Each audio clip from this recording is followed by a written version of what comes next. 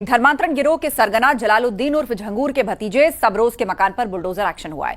झंगूर के भतीजे की संपत्तियों की जांच के दौरान राजस्व विभाग की टीम ने पाया कि सबरोज ने बलरामपुर में सरकारी जमीन पर अवैध निर्माण कर रखा है। 300 स्क्वायर फीट पर बने इस मकान में 4 कमरे हैं, जिनमें सबरोज और उसका परिवार रहता है। सबरोज के अवैध निर्माण को हटाने के लिए प्रशासन की ओर से कई नोटिस दिए गए, जिसकी मियाद खत्म हो गई है और इसीलिए झंगूर के बाद अब भतीजे के मकान पर बुलडोजर वाली कार्रवाई हुई।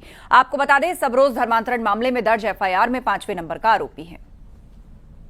सुनवाई करने के बाद नोटिस चस्पा की गई थी, उनको पूरा मौका दिया गया था वो अपने से निर्माण को कर ले, लेकिन उसके बावजूद भी उन लोगों के द्वारा निर्माण नहीं हटाया गया। तो आज सरकारी व्यय पे इस निर्माण को हटाया गया है, इसको ध्वस्त किया गया। जो भी सरकारी व्यय इसमें आया होगा वो उनसे वसूल किया गया। उत्तराखंड की तर्ज पर यूपी में भी ऑपरेशन कालनेमी चलाने की तैयारी हो रही है। प्रदेश में भगवा चोले धार्मिक पहचान की आड़ में लोगों को ठगी का शिकार बनाने वाले और उनकी आस्था के साथ खिलवाड़ करने वालों की तेजी से पहचान की जाएगी। स्थानीय लोगों ने ऑपरेशन कालनेमी को सराहा है। यह है, ये कपड़े पहन लेते हैं, एक हाथ में लोटा ले लेते हैं। इनकी हिंदू है या मुसलमान है या सिख है या ईसाई है, इनका रूप जनता के बीच में आना चाहिए। ये कमरियों के बीच में जाकर बवाल करते हैं। ये बने होते हैं साधु। पब्लिक की निगाह में केवल मैसेज ये जाता है कि ये साधु हैं, ये गुम्मा चलाते हैं। उसका खामियाजा पूरे प्रदेश को भोगना पड़ता है। पूरे प्रदेश में सरकार की छवि खराब होती है। इसलिए जो भी किया जा रहा अच्छा किया जा रहा है। चोला के रूप में वो करके और वहां गलत उपदेश देके या गलत काम करके उसको कलंकित करते हैं। ऐसे कालनेमियों की, ऐसे बहुरूपियों की पहचान करनी अति आवश्यक है। बिल्कुल इनकी बातों से कालनेमी में ऑपरेशन चल रहा बिल्कुल सही है, क्योंकि रावण ने भी रूप बदल के माता सीता का हरण किया था। उसका परिणाम ये हुआ था कि उसको अपने मौत के घाट पर उतार गया। जो लोग ये अपना भेष बदल के जो कर रहे हैं, सरकार इनके पर बिल्कुल सही जा रही है। इनकी जांच होनी चाहिए, इनकी कार्रवाई होनी चाहिए। नोएडा इंटरनेशनल एयरपोर्ट को गंगा एक्सप्रेसवे से जोड़ने का काम शुरू हो गया है। यूपी एक्सप्रेसवे औद्योगिक विकास प्राधिकरण ने करीब 75 किलोमीटर के ग्रीनफील्ड लिंक एक्सप्रेसवे के निर्माण के लिए जमीन की मार्किंग शुरू कर दी है। यह एक्सप्रेसवे गौतम बुद्ध नगर और बुलंदशहर के 56 गांवों की भूमि पर बनेगा। गंगा एक्सप्रेसवे और यमुना एक्सप्रेसवे को जोड़ने के लिए लिंक एक्सप्रेसवे बनाया जा रहा है। 120 मीटर चौड़ा एक्सप्रेसवे 43.3 किलोमीटर बुलंदशहर के स्याना से शुरू होगा और यमुना एक्सप्रेसवे के 24.8 किलोमीटर फिल्म सिटी से जुड़ेगा। पहले इसकी लंबाई 83 किलोमीटर थी, लेकिन अब इसे सेक्टर 21 से जोड़ने की योजना बनाई जा रही है, जहां फिल्म सिटी के निर्माण का काम चल रहा है। गंगा एक्सप्रेसवे और यमुना एक्सप्रेसवे जुड़ने से Noida international airport, Delhi Mumbai expressway और आगरा एक्सप्रेसवे से ग्रेटर नोएडा जाना आसान हो जाएगा। इस एक्सप्रेसवे के जरिए मेरठ से प्रयागराज की सीधी कनेक्टिविटी होगी।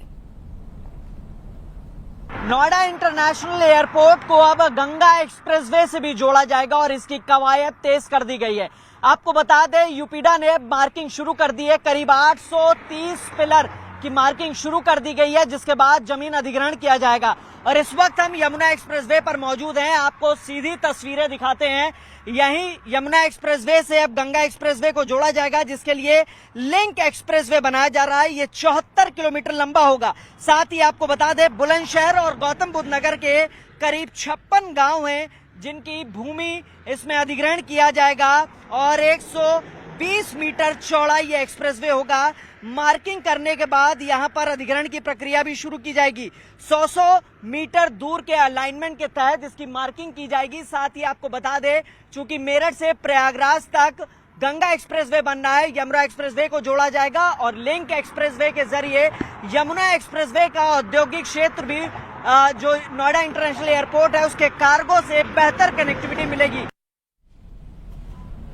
सहारनपुर में भीषण सड़क हादसे में 2 लोगों की मौत हो गई। तेज रफ्तार वैन ने खाद से लदी ट्रैक्टर ट्रॉली को टक्कर मार दी और जिससे यह दर्दनाक हादसा हो गया। हादसे में 5 लोग गंभीर रूप से घायल बताए जा रहे हैं। वैन में सवार सभी लोग हरियाणा के रहने वाले बताए जा रहे हैं। पूरी घटना थाना नकुड़ क्षेत्र की बताई जा रही है। खेड़ाव गांव के पास एक मारुति इको वैन रोड किनारे खड़े खराब ट्रैक्टर से टकरा गई है। उक्त ट्रैक्टर में खाद लदी हुई थी।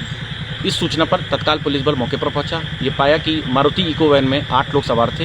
ये सभी करनाल हरियाणा के रहने वाले हैं। इनमें से 3 लोग गंभीर रूप से घायल हो गए एवं बाकी 5 के भी चोटें थी।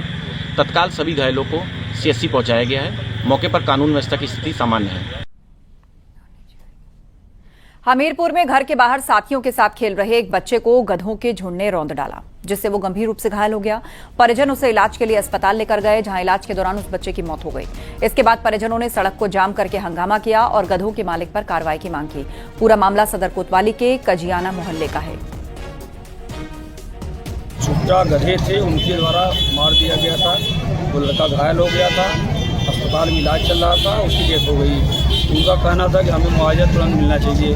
शासन की पॉलिसी के तहत जो भी मुआवजा दे होगा वो इनको दिलवाया जाएगा, ये कह करके उनको दिलवाएगा। उन्होंने झांसी में लगातार भारी बारिश के चलते जगह जगह जल भराव से लोग परेशान हैं। लोगों के घर, दुकानें, प्रतिष्ठानों और अस्पतालों में बारिश का पानी घुस आया है। लोगों को भारी परेशानी का सामना करना पड़ रहा है।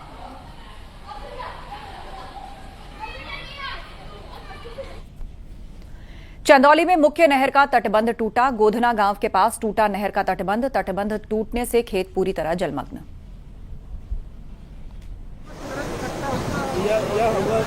तो चंदौली में मुख्य नहर का तटबंध टूट गया, जिसकी वजह से लोग परेशानी में आ गए। मिट्टी का कटान बड़े पैमाने पर हुआ। गोधना गांव के पास नहर का तटबंध टूट गया है और जिसकी वजह से खेत पूरी तरह से जलमग्न हो गए हैं। लोगों का बड़ा नुकसान हुआ है। किस तरीके से ये लोग मजबूरी से अपने खेतों की तरफ देख रहे हैं, जहां नजर जाती है पानी ही पानी है। गोधना गांव के पास नहर का तटबंध टूटने से उनके खेत जलमग्न हो गए हैं। खतरा घरों पर भी है। लगातार पानी पड़ने से घरों की नींव भी कमजोर हो जाती है।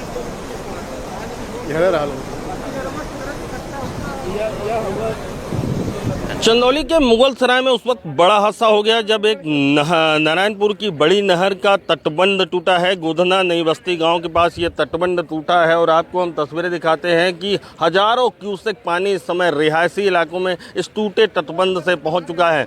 लोगों की माने तो करीब 250 से 300 एकड़ का जो खेत है वो पूरी तरह पानी में डूब गया है और आंशिक रूप से रिहायशी इलाके भी इस पानी की चपेट में आ गए हैं।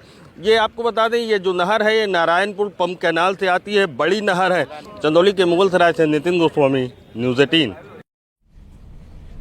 एटा में मूसलाधार बारिश और आंधी से हादसा हो गया, जहां एक पेड़ बाइक पर गिर गया और हादसे में 3 लोग घायल हो गए। इसमें एक शख्स की इलाज के दौरान मौत भी हो गई। हादसे की सूचना पर पुलिस मौके पर पहुंची और घायलों को अस्पताल में भर्ती करवाया।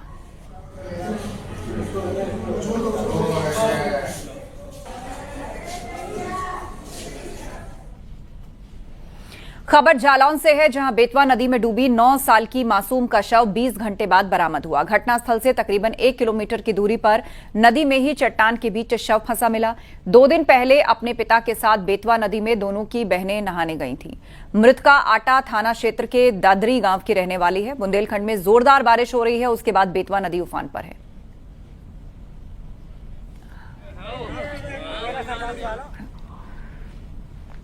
कुशीनगर में पुलिस ने 2 होटल्स में रेड कर सेक्स रैकेट का भंडाफोड़ किया। रेड पड़ते ही होटल के कमरों में मौजूद लड़के और लड़कियां उसी अवस्था में भागने लगे। पुलिस ने 10 लड़कियों और 6 लड़कों को पकड़ा है। कसिया थाने के देवरिया रोड पर मौजूदा पर्ल होटल और उत्सव मैरिज लॉन होटल में लंबे वक्त से ये जिस्म फरोशी का खेल चल रहा था, जिसकी सूचना पुलिस को मिल रही थी और पुलिस ने अब दोनों होटल को सील कर दिया है।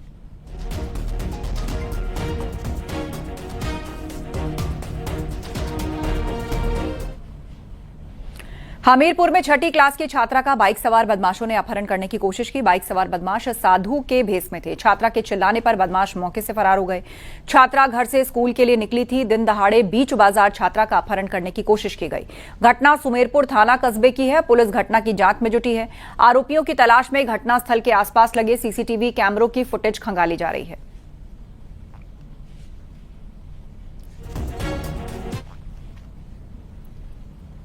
अलीगढ़ के एक होटल में 2 नाबालिग लड़कियों को पुलिस ने सकुशल बरामद किया है। मौके पर होटल स्टाफ को हिरासत में लेकर पूछताछ हो रही है। दोनों लड़कियों को मेडिकल टेस्ट के लिए अस्पताल भेजा गया। फिलहाल पुलिस पूरे मामले की जांच पड़ताल में जुटी है।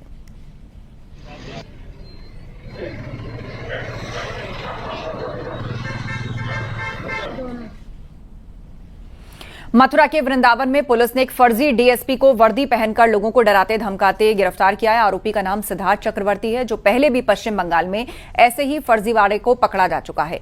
5 जुलाई को आरोपी सिद्धार्थ मथुरा पहुंचा और घूम घूमकर वसूली के लिए जगह चिन्हित कर रहा था। आरोपी के पास से सीबीआई का एक फर्जी आईडी और वर्दी भी मिली है।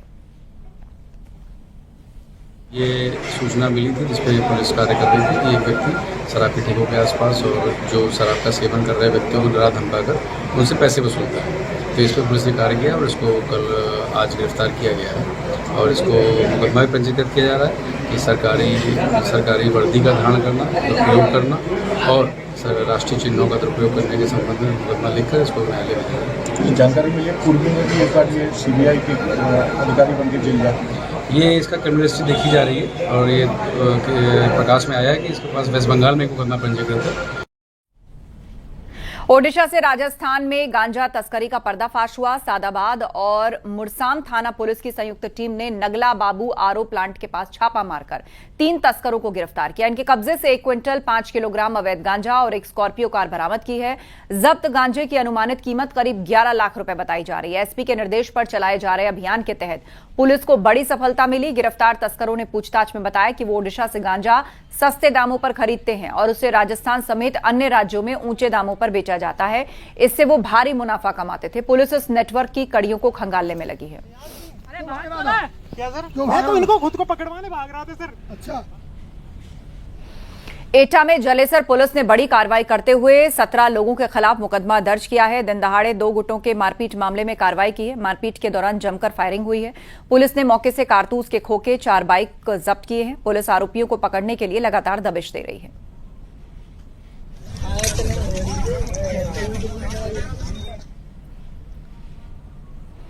मथुरा के बोरफा गांव में फूड पॉइजनिंग का मामला सामने आया, जहां गांव में किसी समारोह के दौरान गोलगप्पे खाने से करीब 25 लोग बीमार हो गए। इसमें बच्चे भी शामिल हैं।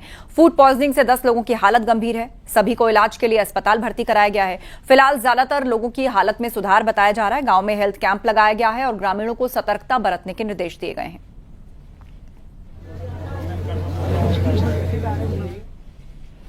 कानपुर पुलिस ने धमकी देने के आरोपी को गिरफ्तार किया है। वो खुद को मुख्यमंत्री का पीआरओ बताकर सीएचसी के मेडिकल सुपरिंटेंडेंट को धमकी दे रहा था और आरोपी दिवाकर दत्त ने डॉक्टर को नौकरी से हटवाने और उसे उठवा लेने की धमकी भी दी थी।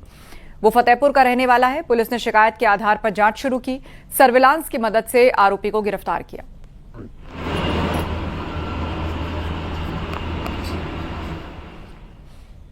हाथरस में कोर्ट ने रेप के एक मामले में मुख्य आरोपी को 20 साल की कैद की सजा सुनाई। कोर्ट ने उसके ऊपर 19,000 रुपए का जुर्माना लगाया। इस मामले में 2 अन्य आरोपियों को 1-1 साल की जेल और 1-1 हजार रुपए जुर्माना लगाया गया। दिसंबर 2022 की वारदात है। उसके ऊपर नाबालिग लड़की को बेहोश करके घर से अगवा कर रेप करने का भी आरोप है।